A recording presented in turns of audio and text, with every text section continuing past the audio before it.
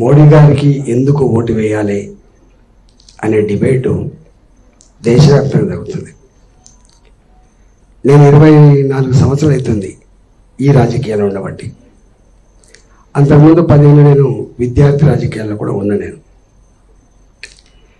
జనరల్గా మా చిన్నతనం నుంచి చూస్తున్నాం, ఒక పార్టీ మీద కోపం ఉంటే ఇంకొక పార్టీని ఎన్నుకోవడం సహజంగా ఉండేటువంటిది, యాంటీ ఇన్కంబెన్సీ రూపంలో.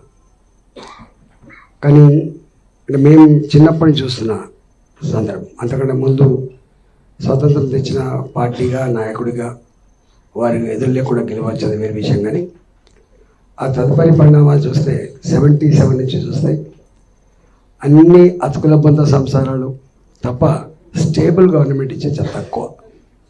ఈసారి ఏదో క్వాలిటేటివ్ చేంజ్ కనబడుతుంది, ఎప్పుడు లేనంత క్వాలిటేటివ్ చేంజ్ కనబడుతుంది.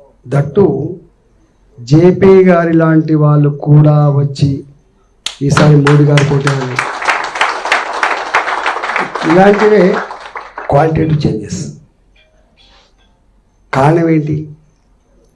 జనరల్గా ఒక కార్పొరేటర్ గెలిచినప్పుడు, ఒక ఎమ్మెల్యే గెలిస్తే, ఒక ఎంపీ గెలిస్తే, ఒక గవర్నమెంట్ వస్తే వెంటనే యాంటీ ఇన్కంబెన్సీ అంటే వెంటనే వ్యతిరేకత వస్తూ ఉంటుంది. 5 ఏళ్లకు చాలా కష్టం ఉంటుంది.